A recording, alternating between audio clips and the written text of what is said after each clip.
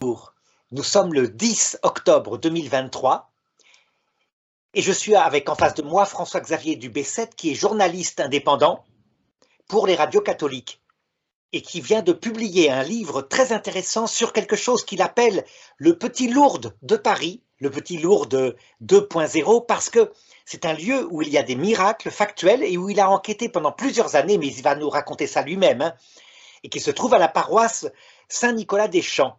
Voilà.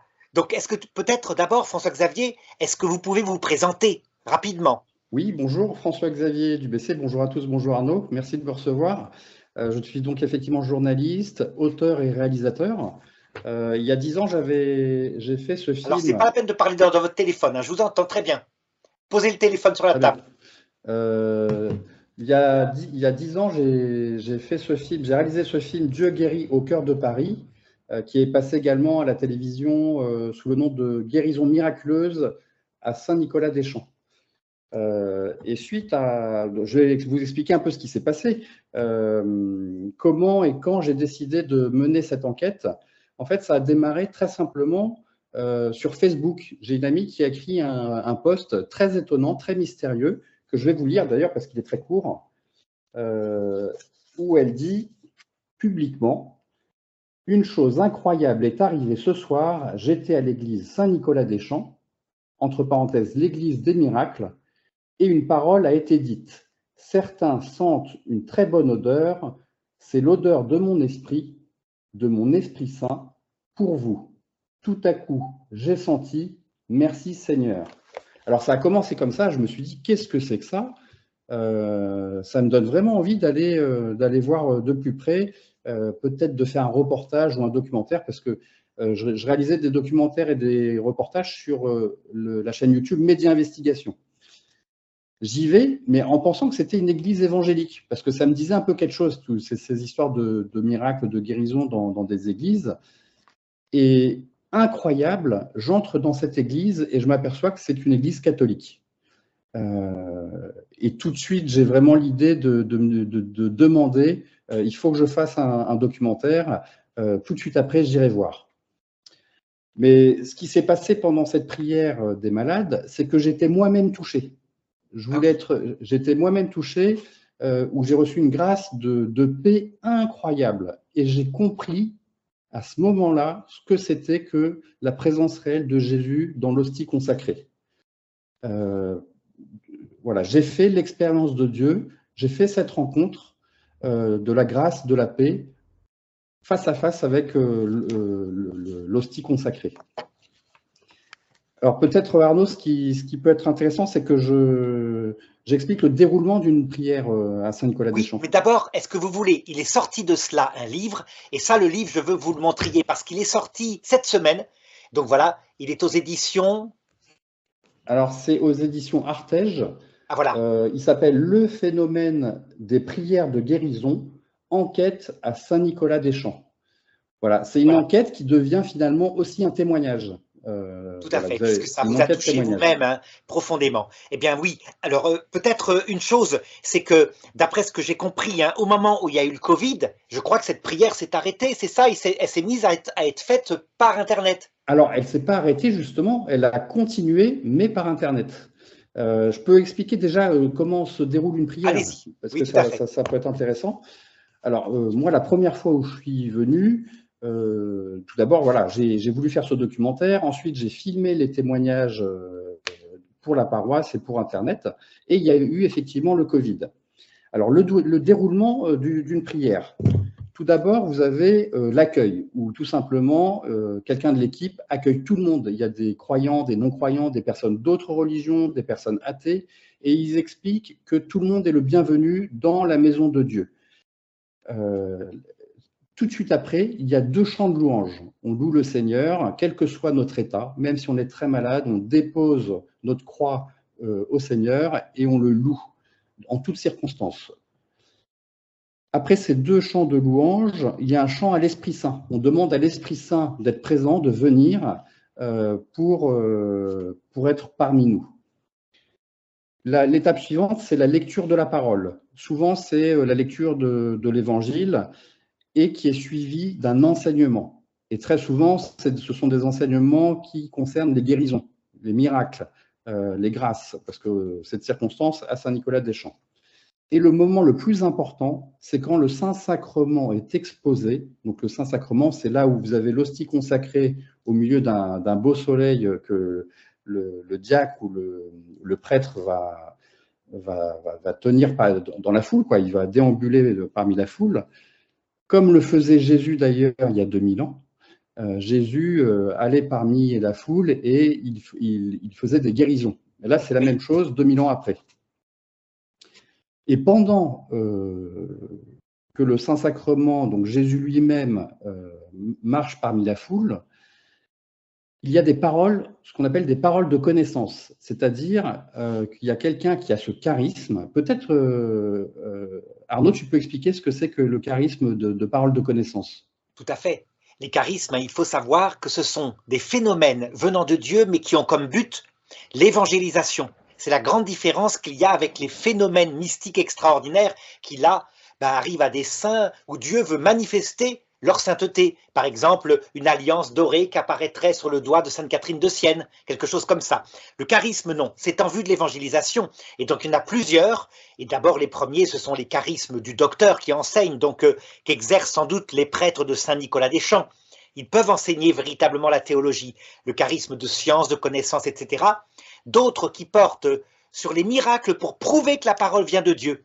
Et là, justement, il y a les miracles, mais il y a aussi les prophéties. Les prophéties, c'est-à-dire des paroles qui annoncent que quelque chose va se passer de très précis. Mais quelquefois, les prophéties sont mystérieuses, donc il y a une interprétation des prophéties donnée par quelqu'un d'autre.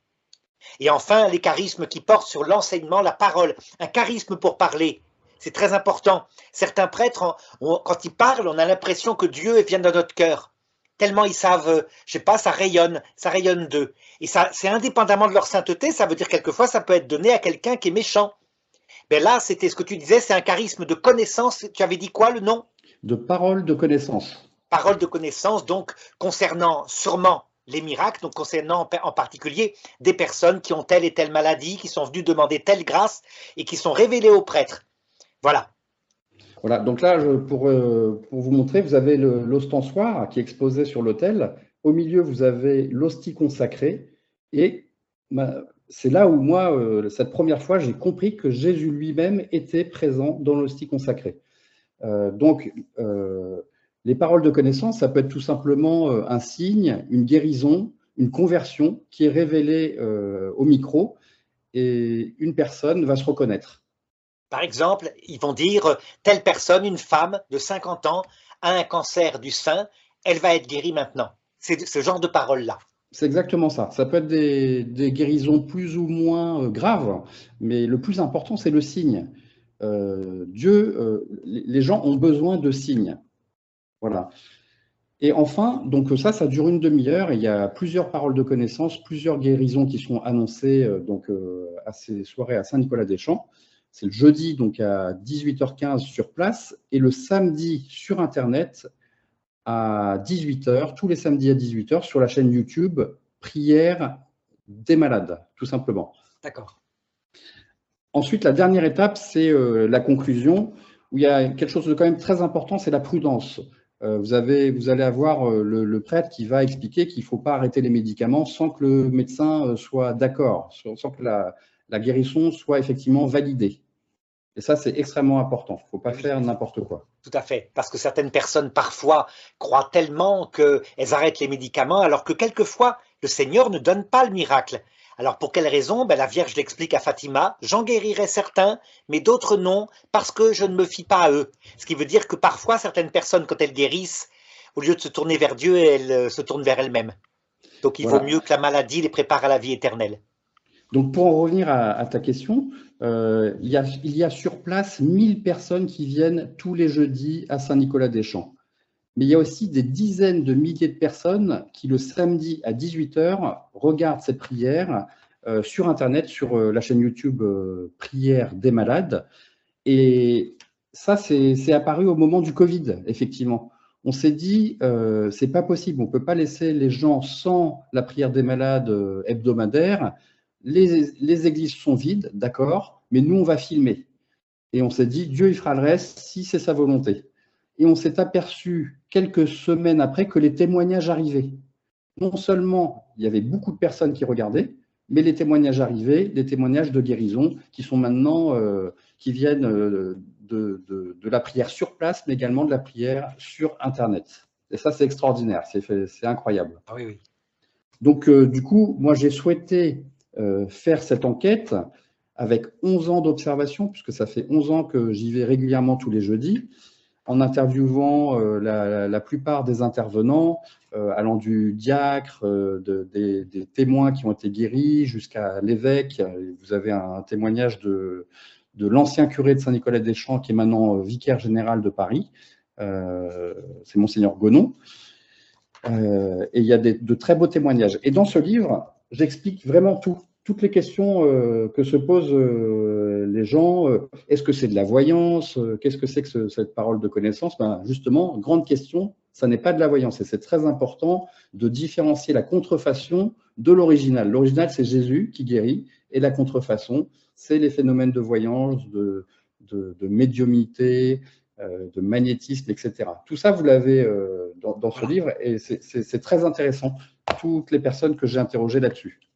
Alors je signale que de la part du prêtre en général, la parole de connaissance, c'est une sorte d'intuition intérieure, mais il faut vraiment être très prudent, il faut que ça vienne de l'Esprit Saint, il pourrait très bien confondre avec son propre esprit. Par exemple, quelqu'un qui n'aurait pas ce charisme-là et qui dirait les choses parce qu'il veut l'avoir, ben, il dirait que des bêtises.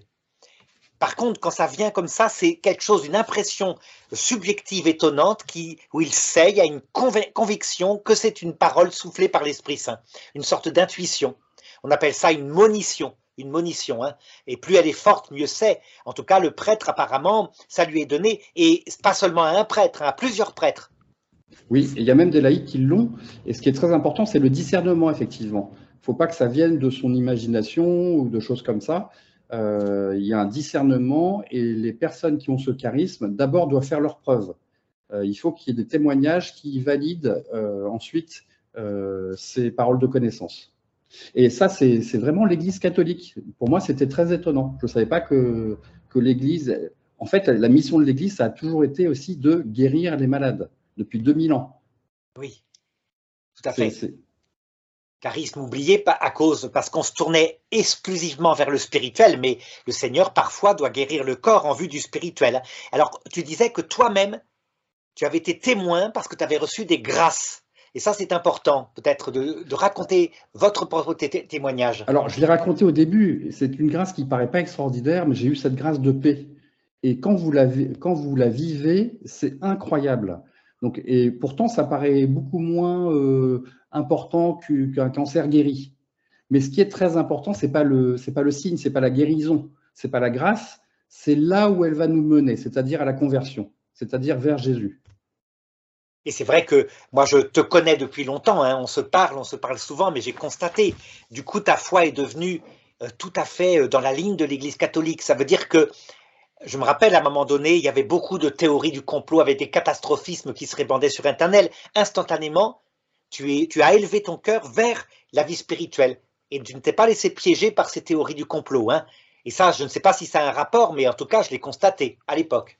Oui, bah, je pense, il y a plein de choses comme ça. Et en fait, moi, ce qui me surprend le plus, c'est que je pense à Dieu tous les jours et sans effort. Et ce n'était pas du tout le cas à l'époque. Oui, oui, voilà. Donc une vie intérieure avec ce que tu disais, l'essentiel, à savoir l'exposition du Saint-Sacrement est plus essentielle que les charismes de guérison du corps, hein. La rencontre personnelle avec Dieu, je crois que c'est le but. D'ailleurs, c'est la marque du charisme authentique. Il n'a pas comme but de faire du merveilleux, ça c'est plutôt le démon qui ferait des choses comme ça, mais il a comme but de faire du merveilleux pour conduire à la vie spirituelle, à l'oraison du cœur. C'est ça. Donc, aussi, il y a… qu'est-ce qu'on pourrait dire, Arnaud? On pourrait parler de la prudence? Après, on en parlera en dernier, Oui. mais je pense que très concrètement, hein, en ce moment, on est au début d'une guerre avec Israël et les Palestiniens, une guerre horrible avec des meurtres, des assassinats. On pourrait se demander, mais pourquoi Dieu n'a-t-il pas prévenu les pauvres victimes qui étaient là, qui faisaient leur fête, des jeunes de 20 ans, quoi, qui ont été massacrés par des sauvages. C'est vraiment une question qui se pose, hein. Il faut, je pense, pour le comprendre, avoir vraiment dans l'idée que les miracles physiques, on en a besoin, mais ne sont pas toujours donnés par Dieu, puisque Dieu, il le sait très bien, cette vie, de toute façon, n'est que passagère. Nous ne devons pas y installer notre maison en dur. Nous devons y vivre dans une tente. Ce que je veux dire est symbolique, ça veut dire toujours être prêt, parce que nous passons dans l'autre monde. Donc ces jeunes, on peut prier pour eux, mais ils sont avec le Seigneur. Vraiment. Par contre, la plus grande douleur, c'est ce qui va se passer maintenant dans ce purgatoire de la terre avec cette guerre. Et donc là, on peut prier Notre-Dame de Saint-Nicolas des Champs pour que... Alors là-bas, c'est Notre-Dame des Malades. Notre-Dame des Malades. Notre-Dame des Malades, hein. Oui. Oui, pour qu'il y ait un miracle, hein, vraiment, ainsi que la guerre en Ukraine, enfin tous ces événements-là qui sont terribles, hein, absolument terribles. Alors justement, tu me parlais, et c'est là-dessus qu'on va peut-être terminer, la prudence, le danger par rapport à ces prières charismatiques. Moi, j'ai vu plusieurs fois, j'ai assisté parfois, où c'était n'importe quoi, où on voyait bien que le prêtre qui faisait ses prières forçait l'Esprit Saint et qu'il n'y avait pas de charisme. Tandis que là, tu constates, non, l'inverse. Qu'est-ce qui peut te dire, te faire discerner qu'il y a vraiment un charisme? Alors déjà, moi, je vois pas mal de prudence et des conseils déjà concernant les traitements et les soins. À la fin de la prière, le prêtre dit toujours « N'arrêtez surtout pas vos traitements sans l'accord de votre médecin ». Ça, c'est bon signe. Souvent, on nous dit de faire attention à tout ce qui est occultisme, ésotérisme, ne pas confondre les paroles de connaissance avec des paroles avec un don de voyance, par exemple, Oui. qui n'est pas du tout recommandé. Même l'Église dit qu'il ne faut pas, y toucher à tout ce qui est Tout à fait. à tous ces Je veux dire que le phénomènes-là. prêtre sans arrêt enseigne de ne pas regarder absolument et totalement le merveilleux, mais de toujours remonter à ce que je viens de dire par rapport à Israël, hein, donc le spirituel, le sens profond de tout ça. Et les prêtres là-dessus, par leur enseignement, les sermons que tu me racontais, certainement l'enseignent. C'est ça. Aussi, on indique aux personnes fragiles de faire attention, ne pas être trop dans l'imagination, mais garder bien les repères de l'Église. Ce qui veut dire que leur enseignement est source de paix. Les gens sortent de là, ils ne sont pas excités comme des puces. Non, mais voilà, il n'y a pas paisibles. d'euphorisation. Il n'y a pas d'euphorisation. Très rarement, il y a des applaudissements, alors que franchement, ça mériterait d'applaudir Jésus. Mais ils font très attention à ce que tout soit calme, à ce que tout soit simple. C'est Voilà, une prière c'est très pas comme simple, chez les finalement. évangéliques où parfois, justement, on joue beaucoup sur l'émotion immédiate, comme si l'émotion était la preuve de la présence du Saint-Esprit. D'où certains évangéliques qui disent que la preuve du Saint-Esprit, c'est les chants en langue. Alors que ici, pas du tout. C'est plutôt l'intériorisation, ce qui est typique d'une prière catholique et orthodoxe d'ailleurs, hein. Oui, et voilà. Ensuite, qu'est-ce qu'on peut dire? Il n'y a pas de gourou. Celui qui guérit, c'est pas le prêtre. C'est pas celui qui a la parole de connaissance, c'est Jésus lui-même. Et ça, c'est continuellement répété. Continuellement répété pendant cette prière. C'est important, oui, parce faut dire que l'Église se méfie maintenant des grands charismatiques parce qu'il y a eu parfois des abus. Mais en même temps, nous avons besoin parfois que ce soit incarné par un homme particulier qui allie la sainteté et le charisme. Sainteté, phénomène mystique extraordinaire, charisme. Ce qui est pas spécial à Saint-Nicolas des Champs, c'est que c'est plusieurs prêtres, c'est dans leur fonction sacerdotale, c'est pas tellement la personne des prêtres, n'est-ce pas? C'est pas la personne, c'est le charisme pour le bien de l'Église. Oui, oui. Ah, c'est tout à fait ce que souhaite actuellement l'Église, hein, qui baisse un peu la passion par rapport à tel ou tel saint, justement. Voilà, et donc dans ce livre, j'aborde beaucoup plus de questions que celles qu'on vient d'aborder, et il est vraiment très complémentaire au film. Si vous avez vu le film, il est aussi sur Internet, hein, vous tapez Guérison miraculeuse à Saint-Nicolas-des-Champs, c'est un film d'1 heure qui est très intéressant. Et ce livre complète tout à fait Alors, lève un peu plus le livre. la vidéo. Donc donc édition, on peut le commander sur Internet. Allez, recule un peu. Alors, il est dans toutes les librairies. Artege, voilà. Il peut être commandé sur Internet aussi, Amazon, la Fnac, les librairies religieuses. Il est très facilement accessible. Ah, très bien. Très très bien, hein. Merci, hein, vraiment. Ça, je crois que rien que cette vidéo, cette petite vidéo a donné un enseignement qui situe très exactement le miracle et son ambiguïté. Jésus lui-même, hein, ayant été tenté par le démon de faire des miracles, il en a fait après, mais jamais dans le but du merveilleux, dans le but de la conversion du cœur. Voilà, c'est ce qu'on peut résumer, hein. Merci, hein, et prions pour Israël et les Palestiniens. Prions pour cette guerre, enfin contre cette guerre plutôt terrible. Voilà, c'est l'occasion.